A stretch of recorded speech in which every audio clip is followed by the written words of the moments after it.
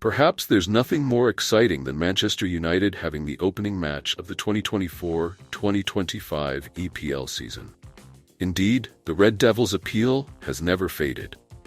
Especially after a very busy transfer window, club's fans are increasingly anticipating a brilliant victory for the home team on opening day. In their first match of the season, Manchester United lost to Manchester City in the Community Shield, with City equalizing in the final minutes and winning on penalty. While not a crucial result, it showcased United's form after summer preparations.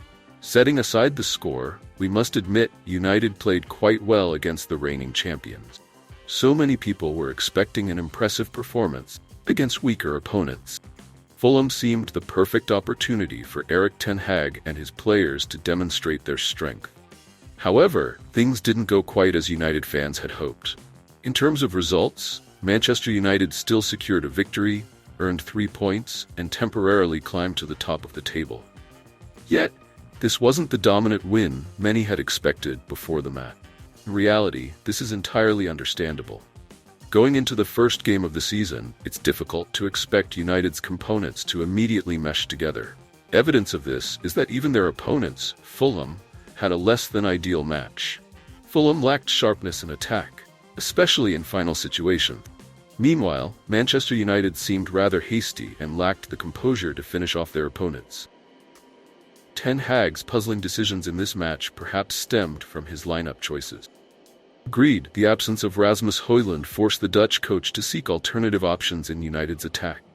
But clearly, the choice to use Bruno Fernandes as a false nine instead of starting Joshua Zirkzee left many perplexed. Fortunately, the 54-year-old strategist recognized the issue in time and made appropriate adjustments. Although they played somewhat dominantly compared to their opponents on the league's opening day, due to poor finishing, United nearly had to settle for a disappointing draw against Fulham. Luckily, after the final whistle blew, the Red Devils still secured 3 points, thanks to a priceless goal from new signing Joshua Zirkzee. After the match, manager Erik ten Hag admitted, "Fulham is not an easy opponent. Playing Fulham is always a difficult match, but we defended and pressed very well. After the first 10 minutes, we regained our strength and applied constant pressure. We created many chances and should have scored earlier. That's the only thing I'm not satisfied with regarding the players. They need to finish better in the penalty area." The 54-year-old coach also praised his new signing Joshua Zirkzee for helping the team secure their first 3 points at home. We all know scoring is an important task for a striker. Joshua knows how to choose positions, finish, and score. He possesses many qualities that bring balance to the home team. Notably, manager Erik ten Hag initially deployed Bruno Fernandes as the most advanced attacker, instead of a typical center-forward, given Rasmus Højlund's absence due to injury and Joshua Zirkzee not being fully ready. This was seen as an experiment by the Dutch strategist, using a false nine instead of a true center-forward. Speaking on Sky Sports after the match, former United star Gary Neville expressed dissatisfaction with the Dutch strategist's tactical intent in the first 45 minutes. Neville said, "This wasn't an impressive first half by any stretch of the imagination. Bruno Fernandes missed 2 golden opportunities. Football isn't fun without a center-forward. As for the new signings, I think they had a really good game." Of course, watching United's opening match, what many fans of this team care about most is undoubtedly the performance of Manchester United's new signing. First player we had the opportunity to examine was Moroccan defender Mazraoui, as he was the only new signing in the Red Devils' starting lineup. United felt Mazraoui would be an upgrade over Aaron Wan-Bissaka at right back. In theory, at least, this plan from the Old Trafford club was entirely correct, as the former Ajax Amsterdam player possesses much better attacking support abilities compared to Wan-Bissaka. Perhaps what United fans worried about was the defensive aspect, as Mazraoui isn't particularly strong in one-on-one situations.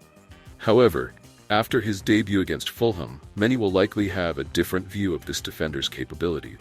Of course, the brightest star has to be Joshua Zirkzee, because without the Dutch striker's priceless goal in the final minutes, United wouldn't have secured 3 points at home. It's worth noting that Joshua Zirkzee is a promising Dutch forward who scored 12 goals for Bologna in Serie A last season. It may be too early to expect too much from a 23-year-old in the harsh Premier League environment, but with what he's shown, proves to be a quality player, and Old Trafford fans can certainly place their trust in this potential-filled striker. Like Joshua, De Ligt, although not starting, showed with his performance that United's defense will certainly be worth watching next season.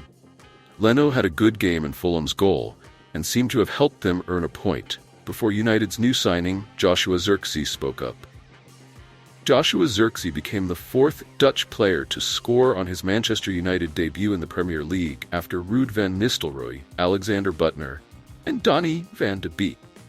Additionally, the 23-year-old striker is the 15th Dutch player in history to score on his Premier League debut. Looking at the lineup against Fulham, it can be said that United decided to play as they did in the FA Cup final at the end of last season. With Rasmus Højlund absent and Joshua Zirkzee on the bench, Ten Hag opted for a 4-2-2-2 formation with Marcus Rashford and Amad Diallo operating wide. Fernandes and Mason Mount were expected to put pressure on Fulham's defense, with runs into the box. This strikerless formation had some bright moments with combinations from Casemiro putting Fernandes in good position. However, their finishing wasn't of sufficient quality. Notable examples include Bruno's one-on-one with the goalkeeper in the first half, or Mason Mount's miss after Rashford's breakthrough at the start of the second half. Most United fans expressed frustration for much of the first game of the season after watching the Red Devils struggle to create chances against a less favored team like Fulham.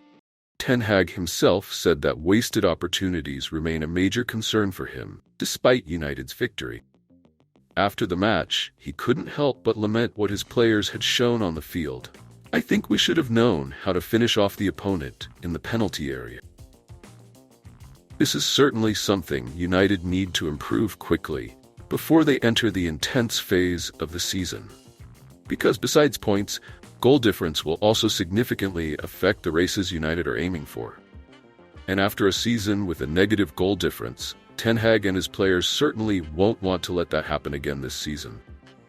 With Rasmus Højlund injured, and new signing Joshua Zirkzee having only trained with the team for a few days, manager Erik ten Hag decided to use a formation without a center forward against Fulham. United's formation was still 4-2-2-2 or 4-4-2, with Marcus Rashford and Amad Diallo running the wings, while Bruno Fernandes and Mason Mount penetrated the box. United controlled the ball quite well and had many opportunities. However, neither Fernandes nor Mount are true center forwards, so they couldn't capitalize on the chances.